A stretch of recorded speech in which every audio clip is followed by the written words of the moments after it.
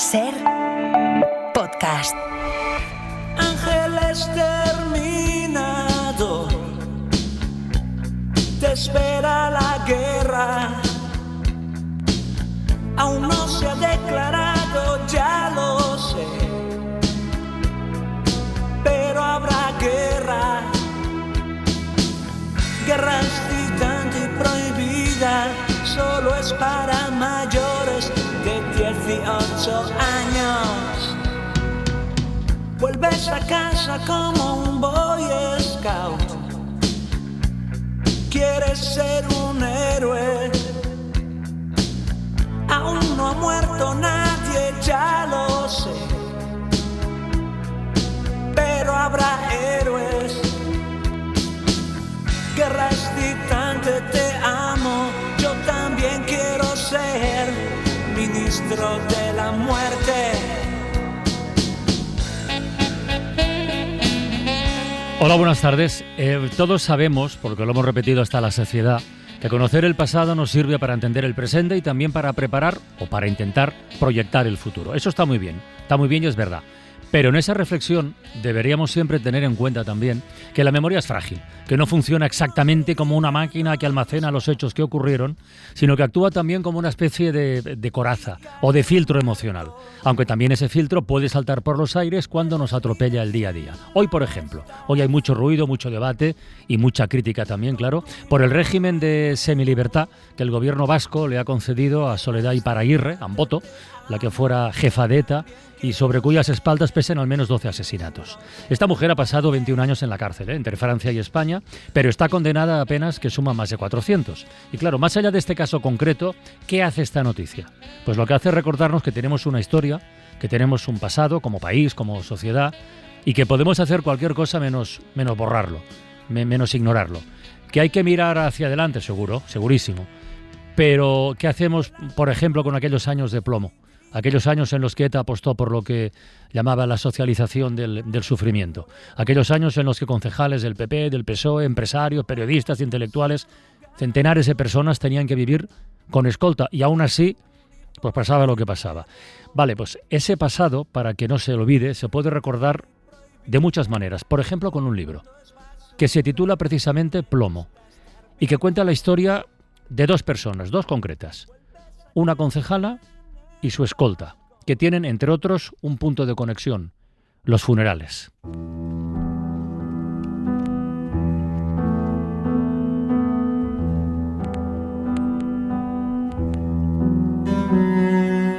La concejala. Hay una mujer a la que se acercan en la iglesia igual que si fuera la viuda, pero no lo es. Se acercan y le lanzan palabras de aliento. Ella asiente y agradece.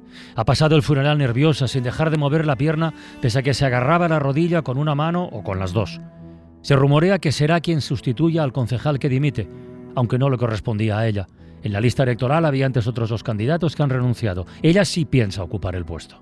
Entiende a los compañeros y no los juzga, pero dice que si nos vamos todos, la gente se irá acabando. Un hombre la ha ido a abrazar y ella ha sido un tanto esquiva. Ese hombre, que tenía aspecto de alto cargo, la ha cogido de los hombros y le ha preguntado si está segura, si sabe que no tiene por qué hacerlo. Y ella ha movido hacia abajo primero un hombro y luego el otro para quitarse de encima a ese hombre. Se ha quitado de encima a él y a su paternalismo. Tengo que hacer lo que me toca, le ha dicho. Y además es lo que quiero. Tiene 39 años y un hijo de 9.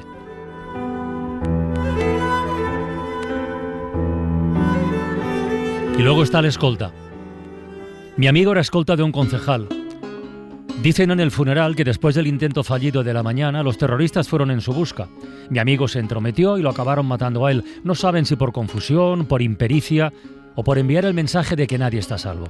Sucede con cada atentado, que le sacan lecturas políticas, que si los terroristas quieren desafiar al Estado, que si hay un nuevo colectivo en el punto de mira, que si tratan de hacer ver que están dispuestos a negociar o a dejar de negociar. Es un código macabro que traduce las armas en algo semejante a las declaraciones, pero con muertos en vez de con palabras. A mí me parece que expresarse en asesinatos y tratar de descifrarlos lo vuelve todo una charca moral. Pero ya es inútil hablar de la moral. Nadie lo hace. El concejal está muy afectado y siente una culpa por la muerte de mi amigo que no llegarán a sentir nunca quienes lo han matado.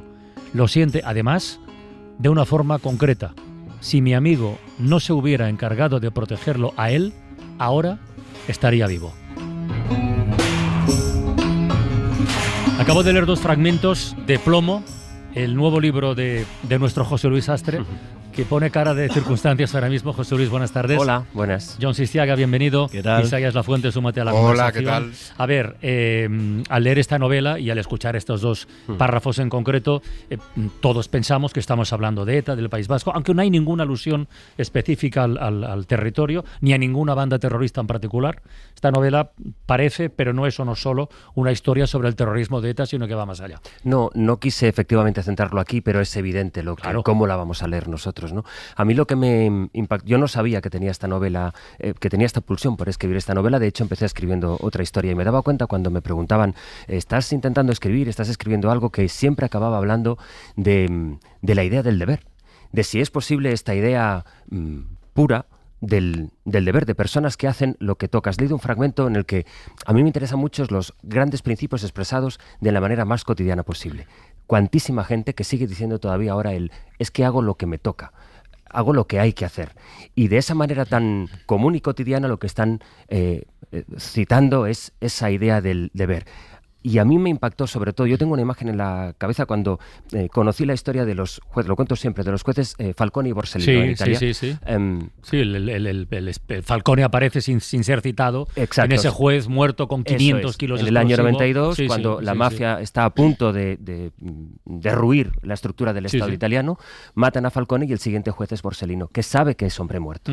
Me interesaba mucho qué mueve a Borsellino a seguir con su tarea, pero más que él, ¿qué movió a las personas que entre 20 y 30 años, sus escoltas, le ofrecieron la protección sabiendo que a ellos también les matarían? Y claro, al empezar a escribir sobre esta idea del deber, a mí me venían los recuerdos de aquellas mañanas, está aquí Isaías a mi lado, de aquellas tantísimas mañanas que Iñaki, Isaías nos despertaban a las 8 de la mañana con la noticia de un atentado.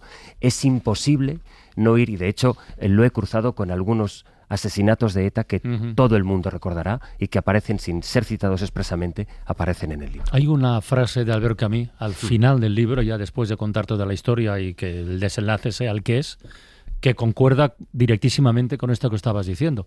Es decir, nada le viene dado a los hombres y lo poco que pueden conquistar se paga con muertes injustas.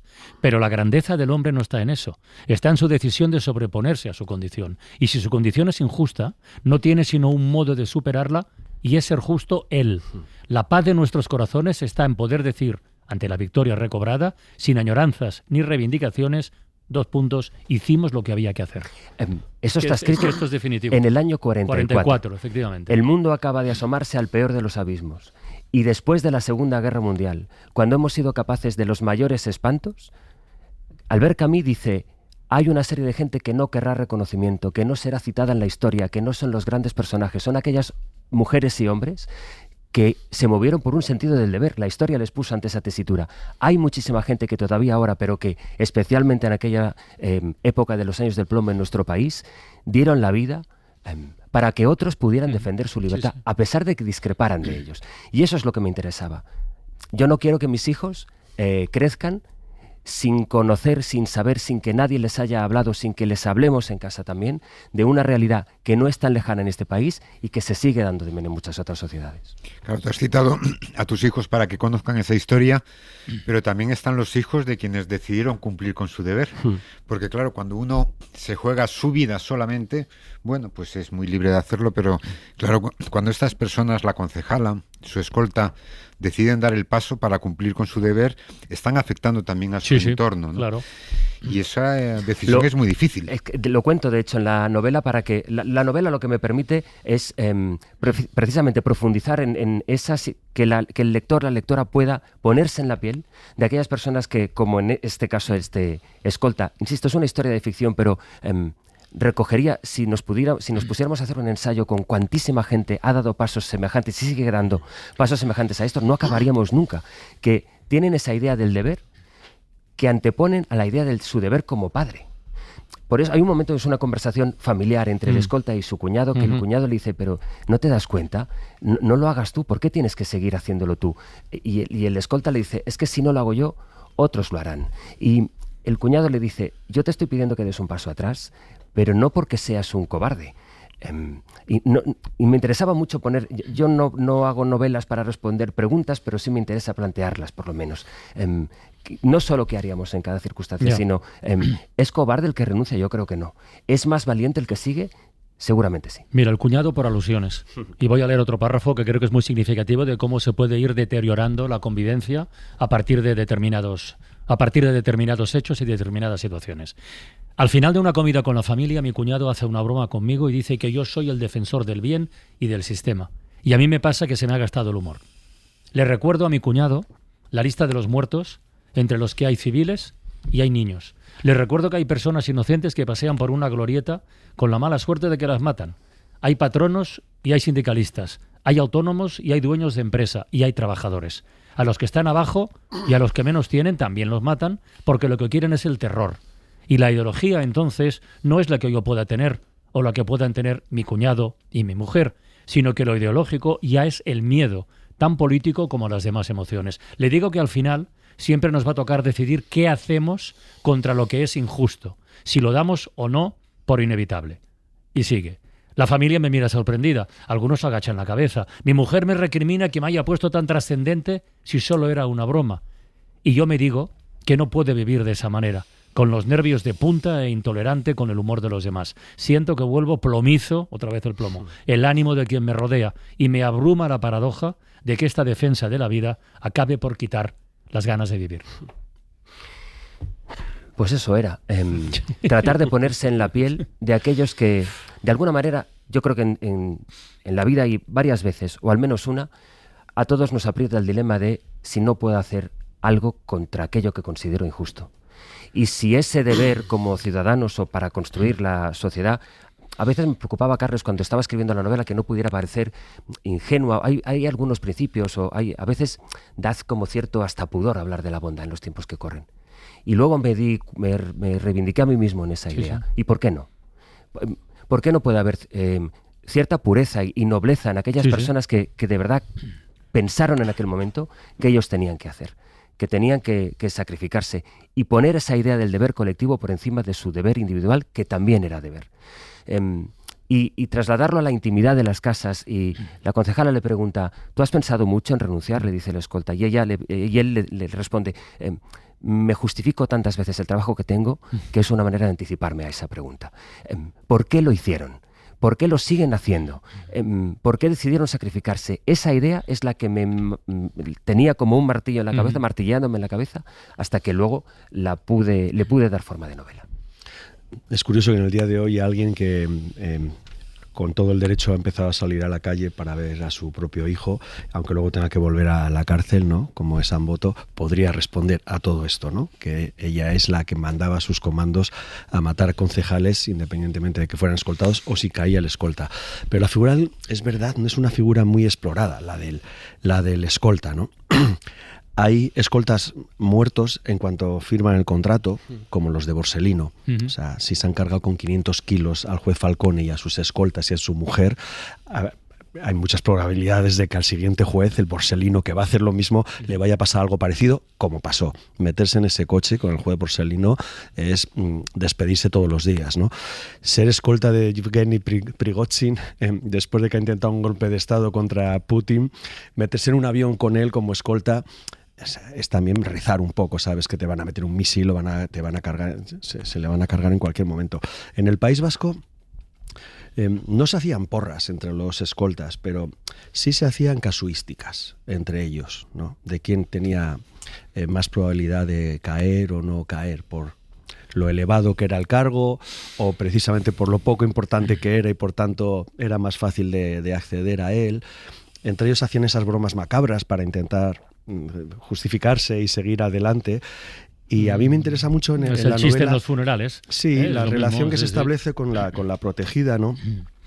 Yo recuerdo que algunos concejales, un antiguo concejal del PP, que luego fue candidato a alcalde de una gran ciudad, me decía como durante los primeros 16 años de escolta, o sea, de los 16, los primeros años de escolta, le decía a sus hijos, que esas 3 personas que iban con ellos siempre eran los primos, le llamaban los primos de Zumosol. Los hijos siempre les decían por qué se sientan en otra mesa en el restaurante, porque uno siempre está afuera fumando, y ellos tenían que inventarse una historia como en plan Bellini, ¿no? Con La vida es bella, hasta que al final tuvieron que contárselo, ¿no? Esos señores seguían estando todos los días allí, sí. Y nadie sabía sus nombres. Y macho, no he acabado la novela porque no me ha dado tiempo, me la pasaron el viernes.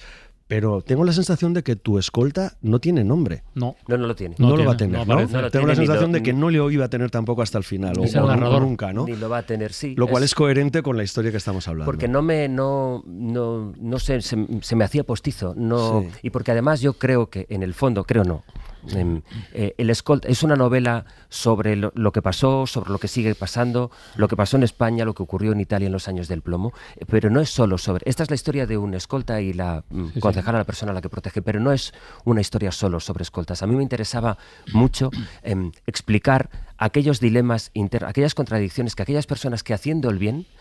Has leído antes un pasaje de cómo el concejal... que estaba siendo protegido por una persona a la que matan, siente una culpa que no sentirán las personas que lo mataron. No. Me interesaba hablar de eso. Aquellas personas que saben que las van a matar o que están en riesgo cierto de que las vayan a matar, ¿por qué lo siguen haciendo? ¿Por qué asumen ese sacrificio? Por personas no solo que son desconocidas, sino que se sacrifican por ellas y pueden discrepar de su ideología. ¿Qué les mueve? Son los escoltas, pero no son solo los escoltas. Esa es la idea que me interesaba trasladar, y por eso creo que no le acabé poniendo. No solo están protegiendo a la persona, están protegiendo lo que la persona lo que representa. Este escolta sin nombre, que es el protagonista y narrador de Plomo, dice en un momento dado, le dice a la concejala: si nos matan a los dos, de mí nadie se acordará y me duele pensarlo. Vamos a hacer una prueba.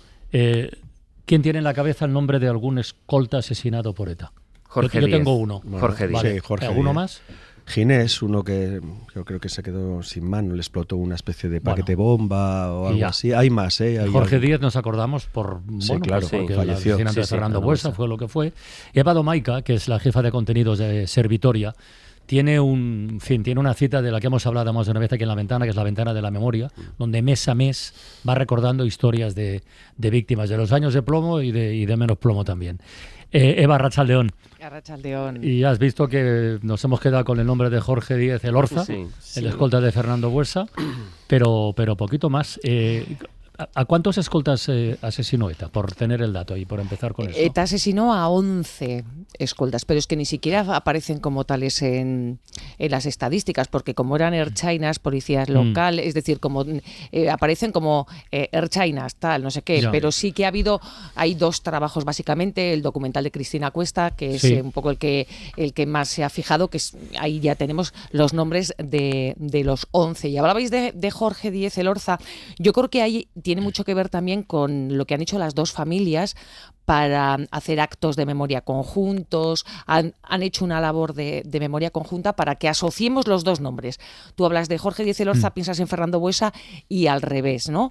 Pero esto es una excepción. Pero me he acordado mucho cuando decía Sastre, ¿por qué lo hacen? ¿Por qué lo hacen? Es que tienen tan claro que pueden ser la próxima víctima. Mira, esto nos contaban los padres de Jorge, Begoña del Orza y José Antonio Díez en La Ventana de la Memoria sobre su hijo.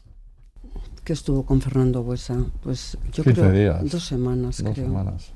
Y mi padre, hablábamos allá todos los fines de semana y Jorge, cuídate, hijo, cuídate. Uy, abuelo, decía él, uy, abuelo. Nos mata cuando les dé la gana. Si vamos de adorno. Él ya sabía lo que podía pasar, pero nunca tuvo miedo. Eso es lo que decía Begoña. 2 semanas llevaba con Buesa solo. Sí, antes estuvo con otro concejal, con otro cargo público socialista, con Manolo Huertas, y con un popular, con el alcalde de La Guardia, Javier San Pedro, pero con Fernando Buesa llevaba solamente 15 días. Pero fíjate, anonimato, es que hablamos de Carrero Blanco, el primer escolta asesinado por ETA fue Juan Antonio Bueno, que fue escolta de Carrero Blanco. Y el último fue Jesús Escudero García, murió el 30 de octubre de 2000 protegiendo al juez José Francisco de Querol. 11 asesinados y decenas de supervivientes. Hay uno que es bastante conocido, igual a Jon Sistiaga le suena.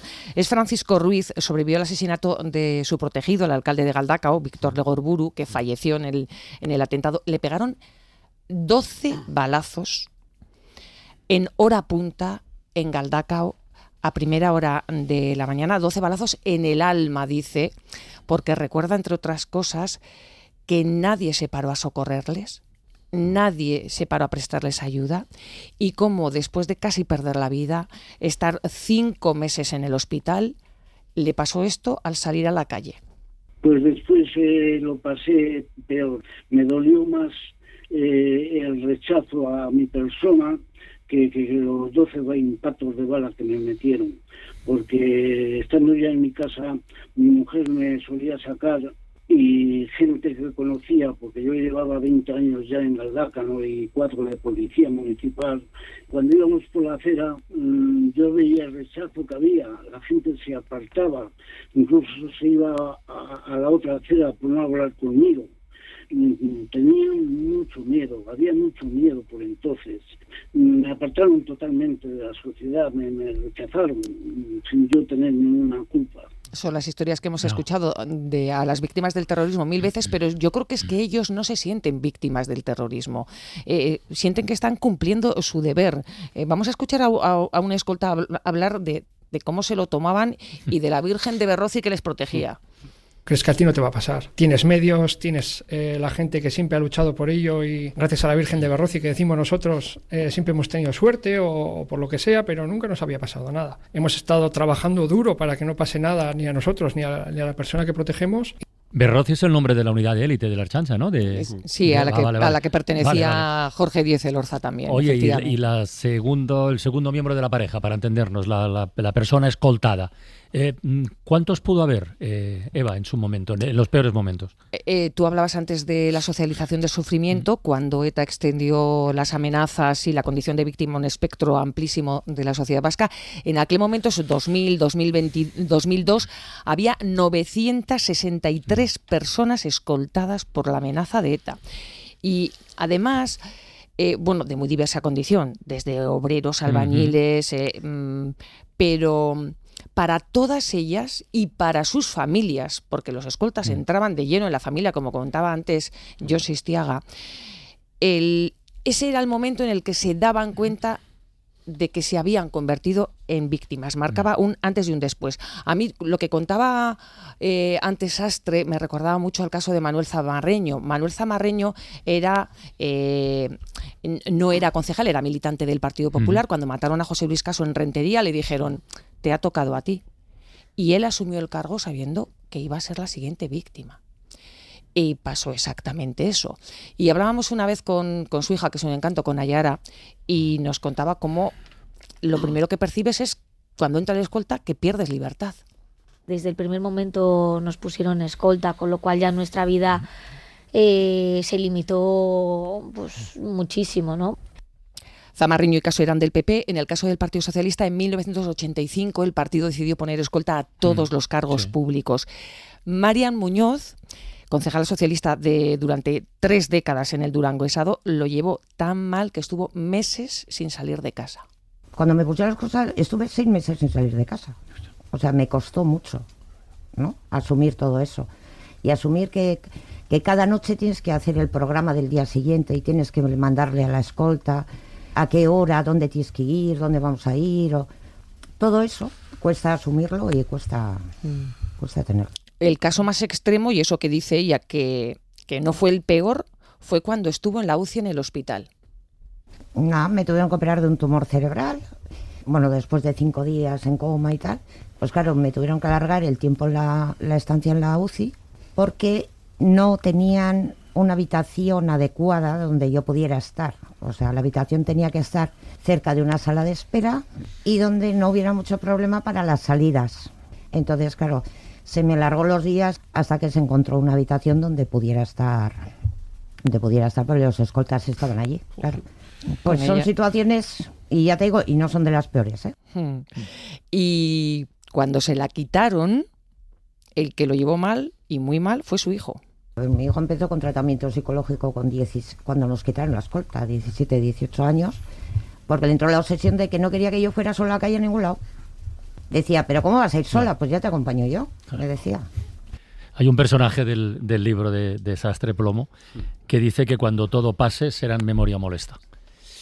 Y eso es lo que yo creo que de la manera que sea hay que intentar evitar. Este fin de semana, por cierto, y bueno, ya por no se vaya a contar, en La Corrica, que es esa iniciativa para promocionar el euskera que desde hace muchos años recorre distintos puntos del País Vasco, de Navarra, del País Vasco francés, en fin, recorre muchas partes. En el paso por Pamplona, ¿verdad, Eva?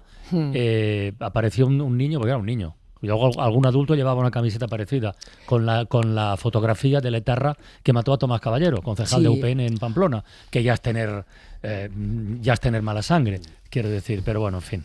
Esto es lo que se llama ser molesto, que la memoria es molesta, es incómoda, es cuestionadora, porque la gente dirá, ya están estos otra vez con las fotos, con los de hasta en La Corrica, es que, pero claro, es que aparece un niño. Adultos pueden llevar, bueno, otra cosa es que La Corrica pues ya sabe quiénes van, lo que están haciendo y tiene que ser consecuente con las decisiones que tomen los demás respecto a la carrera.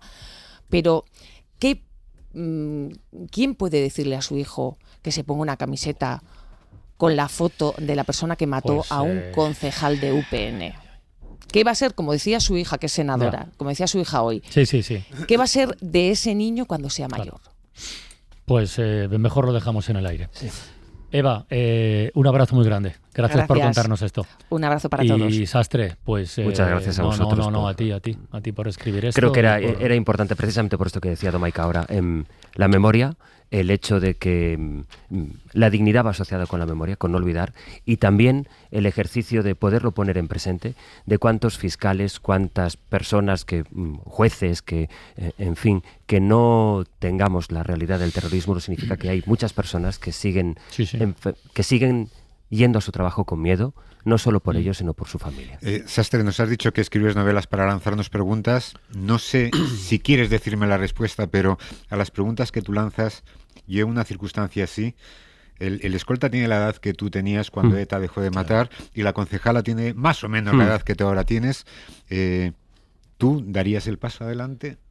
¿Te has respondido a esa pregunta? Estoy en trámites para responderme esa pregunta. Pues la dejamos en el aire. Es difícil esa pregunta. Muy difícil. Y depende del contexto, además.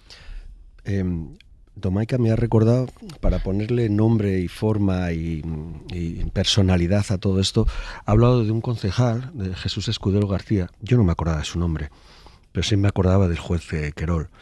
Cuando lo matan a él, al escolta y al chofer, muere también, creo recordar, un conductor de autobús que pasaba por al lado. Yo estaba apenas a 300 metros en un fisioterapeuta cuidándome la rodilla, que me habían operado, y salí corriendo. Y atravesé el cordón policial corriendo porque debieron de pensar que yo era también un policía. Y llegué a la escena, ¿no? Y tengo, este es uno de mis recuerdos más brutales, ¿no? De estar delante de un coche bomba a los 8 minutos de que haya explotado, ¿no? Sin embargo, José Luis, no me acordaba del nombre del escolta, pero sí del juez, ¿no? Porque la memoria no es una máquina exacta. Es un filtro emocional y la memoria selectiva. Isaías, palabra del día, ¿qué hacemos? Nos la ha dejado Sastre. En el título de su libro. Plomo. Claro que sí.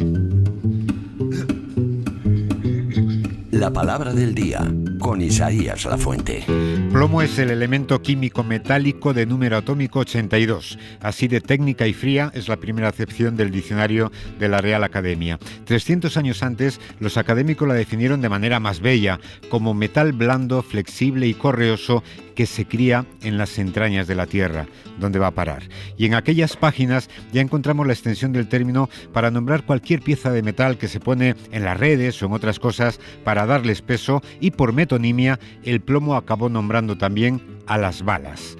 No tardaron nuestros antepasados en dar otros usos metafóricos a las características del metal. Por su pesadez, decimos de una persona molesta, de un pelma, que es un plomo, y si es muy muy pesada, decimos que es un plomazo. Por su uso en las instalaciones eléctricas, el plomo acabó nombrando a los fusibles, y cuando llegaba el apagón decían que habían saltado los plomos. Y por su color, cuando el cielo amanece gris, hablamos de un día plomizo. Plúmbeo, diría un poeta, rindiendo honores a la raíz latina de la palabra, que es plumbum.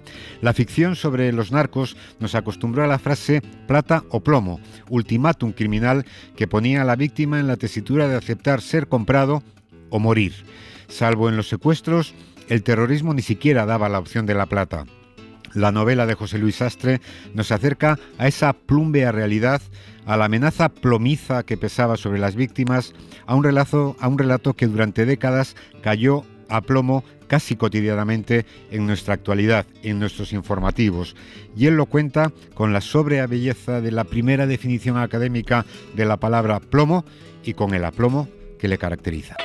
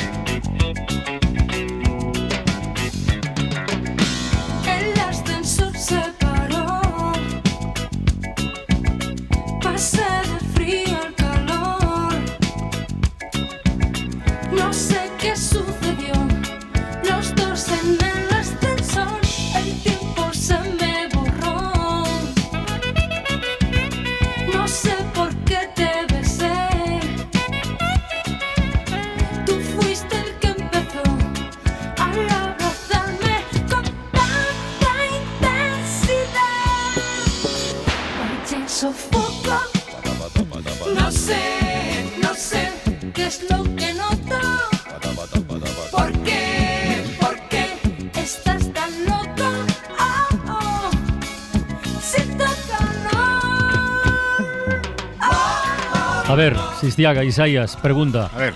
Madre mía. Yo la saco con trampa, para que sea la respuesta. Joder, podías avisar. ¿Sabéis de qué año es esta canción de Luz Casal? Yo sé que tú lo sabes. De 1980. ¿Lo ves? Y lo de la fecha tiene su aquel. Pues, la verdad es que esto del ascensor que se para puede dar pie a muchas historias. ¿Os habéis quedado alguna vez pillados en un ascensor? Sí, yo en una víspera de fin de semana, además. ¿Ah, sí? Sí, nos hablábamos de milagro. Había por allí alguien y nos sacó porque si no, no sé. En Valladolid, la noche antes de entrevistar a Rodrigo Cortés por su película Barriet, Enterrado, ¿os acordáis de la peli, sí, no? Sí. Año 2010.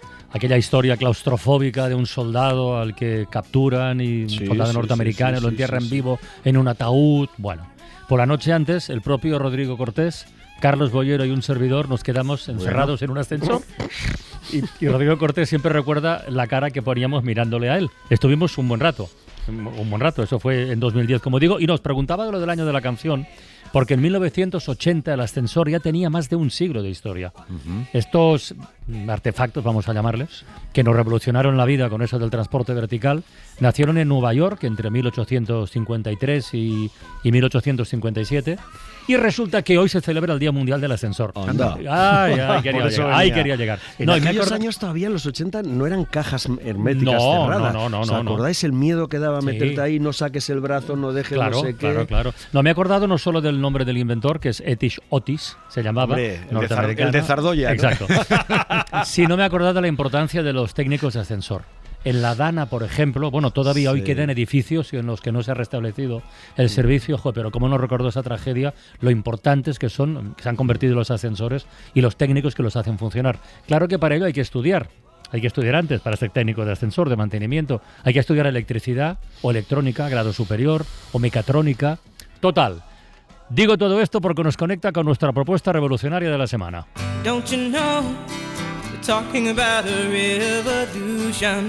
Ideas y personas que están cambiando el mundo.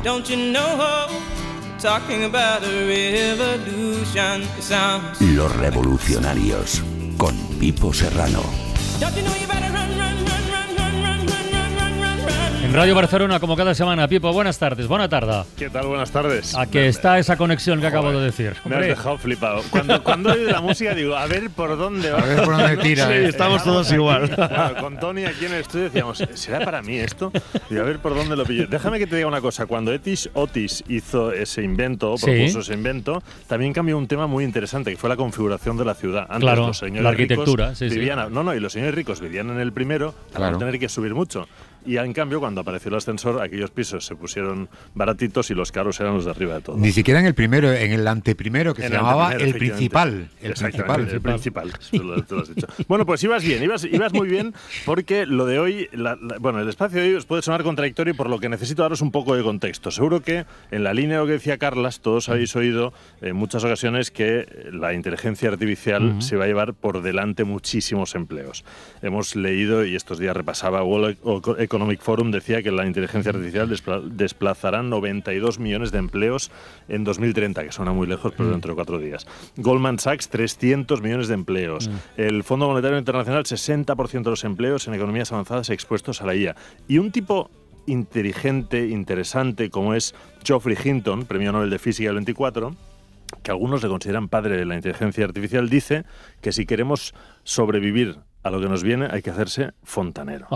Bueno, pues ¿y por qué no? Exactamente, de eso va lo de hoy, porque mientras hace poco parecía que la gran salvación era ser informático o programador, hoy parece que igual un oficio como el técnico de ascensor, el electricista, carpintero y demás puede ser mucho más interesante. Dicho esto, escuchemos, si os parece, la ficha técnica y lo entenderéis todo. Nombre. Campe. Año de creación. 2023. Sector. EdTech. Titular. Recuperando oficios y aprendices gracias a la tecnología. En una frase. Que mediante una plataforma digital educativa y muy avanzada tecnológicamente son capaces de formar a futuros profesionales en oficios altamente demandados, como pueden ser electricistas, fontaneros o carpinteros. Acceso vía. Página web www.campe.pro. Inversores. Cerca de 1 millón de euros proveniente del grupo Zubi, liderado por Iker Marcaide y otros inversores. Hoy, en La Ventana, Fernando Marzal, revolucionario, CEO y cofundador de Campe. En los estudios de Radio Valencia. Fernando Marzal, buenas tardes. Hola, buenas tardes. A ver, primer dato, ¿cuántos aprendices de estos oficios han salido ya de vuestras clases? A ver. Pues ya han salido más de 600 aprendices en los últimos meses, no desde el principio, porque es verdad que fuimos cambiando el modelo, pero ya nos vamos acercando a millar. ¿De qué edades estamos hablando? ¿Gente joven solo o no solo? Gente joven, normalmente, aunque de vez en cuando nos viene alguien ya por encima de los 40 que quiere reconvertirse a electricista o a fontanero. Joven. Sí, Pregunta importantísima. ¿Qué porcentaje de vuestros alumnos tienen empleo gracias a vuestra formación y bolsa de trabajo? Hombre, la tasa de empleo en este sector es casi del 100%, es decir, hace falta tanta gente que con poca formación vas a entrar y vas a obtener un empleo. Todos los que han pasado por nosotros, que han terminado la formación, te diría que al 95% están empleados. Hablamos de carpinteros, electricistas, fontaneros, sí. ¿Qué más? Hablamos sobre todo de electricistas, fontaneros y expertos en climatización, es donde está la gran demanda. Y donde incorporaremos nuevos oficios, pues serán, sí, carpinteros, pintores y demás oficios. Has dicho hay tanta demanda, ¿cuánta demanda? Porque has dicho tanta que lo cubrimos todo. ¿Cuánta demanda puede haber ahora en España o en el mundo? No lo sé. Pues hombre, solo de electricidad hay un déficit de 70.000 electricistas en este país. Solo en electricidad. Si sumamos construcción, todo lo que es alrededor de la construcción, estamos hablando de 700.000 personas. Técnicos de ascensor entre ellos, claro. Bueno, mira todo lo que nos ocurrió. Pero entonces esto que es una FP paralela, o, ¿estáis homologados, proporcionáis un título que habilita para trabajar? No, esto es muy curioso, ¿no? Porque tú sales ahí fuera y preguntas a cualquiera qué hay que hacer para ser electricista y todo el mundo va a dudar, ¿no? Pues no lo sé, a lo mejor un FP, o cuando en realidad lo que hace falta es ganas de trabajar, ¿no? Es conocer los básicos de la electricidad y empezar a trabajar. Obviamente no podrás firmar boletines, no podrás hacer instalaciones que requieran una firma, pero para empezar a trabajar lo que necesitas es tener los conocimientos mínimos, ¿no? Y por eso decimos aprendices, ¿no? Y queremos recuperar la figura del aprendiz, que es como el oficio se ha aprendido toda la vida. Yo entro, empiezo a trabajar y voy creciendo conforme trabajo, porque es como más rápido aprendo. Y de hecho la paradoja hace, Fernando, que vosotros aplicáis un sistema que, a diferencia de lo que apuntaba un poco John, es un sistema muy digital y que además vosotros os apoyáis en lo digital para enseñar lo analógico, que son los bootcamps, que era como un tipo de cursos. ¿Eso qué es? Eso es lo que iba a apuntar y que nos explique Fernando, pero son como unos cursos acelerados. Claro, o sea, el bootcamp, que ya viene de un término militar, ¿no? De inmersión, de pasar durante mucho tiempo formándote en un tema, se aplicó muchísimo pues hace unos años, cuando la demanda de programadores era enorme, ¿no? Y surgieron empresas que lo que hacían eran cursos de inmersión de 1 mes a 3 meses, para partir de 0 conocimientos a ser alguien que podría estar programando. Y eso lo estamos aplicando en el mundo de oficios para formar o enseñar en los mínimos a alguien que pueda empezar a trabajar al día siguiente. ¿Tenéis algún tipo de acuerdo para que estos aprendices puedan hacer prácticas con alguna empresa, con algún profesional ya que se dedique a estos oficios? Tenemos más de 500 empresas. ¿Dónde?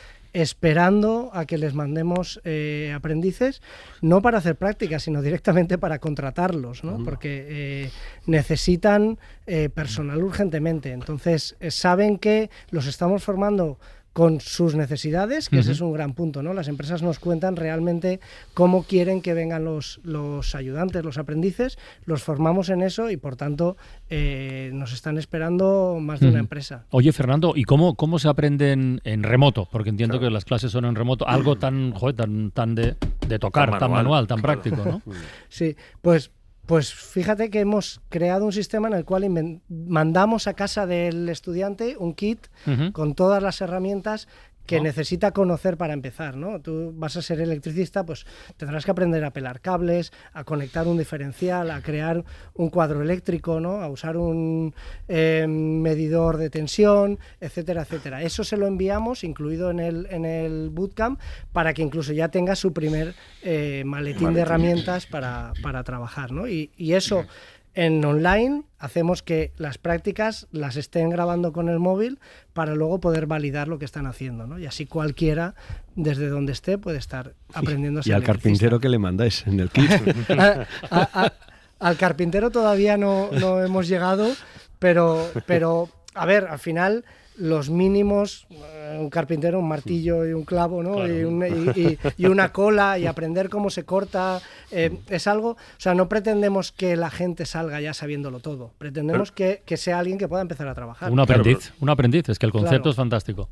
Claro, pero vosotros pretendéis que empiece por aprendiz, como ha de ser, y ya entendéis que con ese mes o mes y medio de estudio ya le quieren, es decir, que no hace falta tanto, pero luego le acompañáis si lo necesita hasta el nivel más alto, el oficial de primera, creo que es. Claro, o sea, un aprendiz que no sigue estudiando va a estar de aprendiz durante muchos años. Nosotros lo que queremos es que dar la puerta de acceso y que luego ese estudiante, ese joven, ese aprendiz pueda crecer, ¿no? Y pasar a oficial de tercera, oficial de segunda, oficial de primera. Y para eso le damos un contenido enorme de todo lo que son oficios, ¿no? Instalaciones, mantenimiento, fontanería, electricidad, clima, aerotermia, para que conforme lo vaya necesitando lo pueda ir consumiendo en una aplicación que siempre puede llevar encima, ¿no? Y de tal manera que sabe mañana que va a instalar un panel solar, pues se puede mirar la lección de paneles solares y así no llega sin saber nada, ¿no? Fernando, en la primera media hora hablábamos de una novela basada, aunque no se identifica,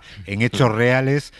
¿Tu proyecto está basado en hechos reales? Es decir, ¿hay una experiencia personal propia que te llevó a intentar que estos aprendices fueran formados?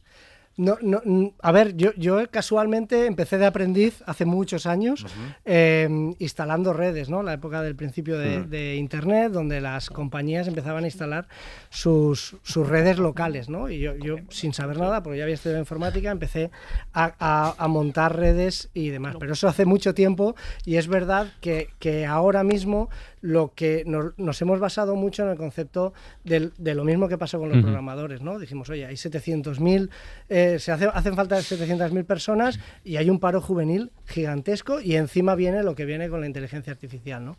¿Por qué no poner nuestro granito de arena para solucionar ese déficit? Muy bien. Pues Fernando Marzal, CEO y cofundador de Campe. Oye, muchísimas gracias por asomarte a la ventana y contar esta historia, ¿eh? Muchas gracias a vosotros. Venga, un abrazo. Chao. Pipo, hasta la próxima semana. Un abrazo. La Ventana, en Ser Podcast. Con las audiobiografías de los oyentes de La Ventana. Tenemos unas cuantas por escuchar. ¿Las escuchamos? ¿Algunas? Sí. Claro. Empezamos con Lorena. Nací un 4 de junio, un mes antes de la independencia americana. Tuve una infancia a caballo entre Madrid y Canarias. Descubrí el cine y el cine me descubrió a mí. Descubrí el amor, el que no lo es. Tuve a mis hijos, que son los amores de mi vida. Fui redactora, creativa, guionista y malabarista. Empecé de cero en 3 países distintos y mi hazaña salió en Le Monde. Tengo historias todavía por vivir y como Neruda confieso que he vivido. ¿Qué hazaña sería esa que apareció en las páginas de Le Monde? Claro, yo creo que algunas audiografías nos dejan ya el gancho, el anzuelo para que, que queramos... Para que el jurado diga, queremos conocer el final. Eso es. Venga, otra, la audiobiografía de Mariano, nacer en casa y con la radio de fondo. El que estaba a punto de ser mi padre deambulaba por la salica contigua al dormitorio en el que mi madre me estaba pariendo. La espera se le hacía larga y conectó la radio. En ese momento emitían un serial. Cada cumpleaños siempre recordaba lo mismo. Cuando llegaste a este mundo, en la emisora sonaba Amarrosa. 25 años después dejaron de programar Amarrosa y yo, justo entonces, comencé a trabajar en la radio. Pero seguro que fue una casualidad. Bueno, seguro no, segurísimo. La vida está llena de casualidades y de pérdidas. Juan. No recuerdo nada más importante en mi niñez hasta que a los 16 años la conocí a ella. Nadie nos quería juntos, ni su familia ni nuestros propios amigos, y aún así nos amamos y nos quisimos a escondidas en los novillos del instituto y todas las noches en las que desaparecíamos de la faz de la tierra. 3 años más tarde la perdí para siempre, y desde entonces no he dejado de verla, en cada beso, en cada caricia de cada amante que su fantasma posee. Yo no creo en nada y, sin embargo, quiero creer que nos volveremos a abrazar en cualquier otro mundo. Yo no creo en nada y, sin embargo, hace el verso de una canción. Hay muchas historias de estas, para iniciar una nueva canción, sí, ¿no? Sí. Bueno, y tenemos un montón más de audiobiografías que irán saliendo en antena así día tras día, pero de momento lo dejamos aquí porque no hay más tiempo. Venga. Así que, Isaías, hasta luego. Hasta luego. John Sistiaga, hasta la próxima semana. Hasta la semana que viene. Cuídate mucho, aprendiz. Hasta luego. Hala, que vaya bien. Para no perderte ningún episodio, síguenos en la aplicación o la web de la SER, Podium Podcast o tu plataforma de audio favorita.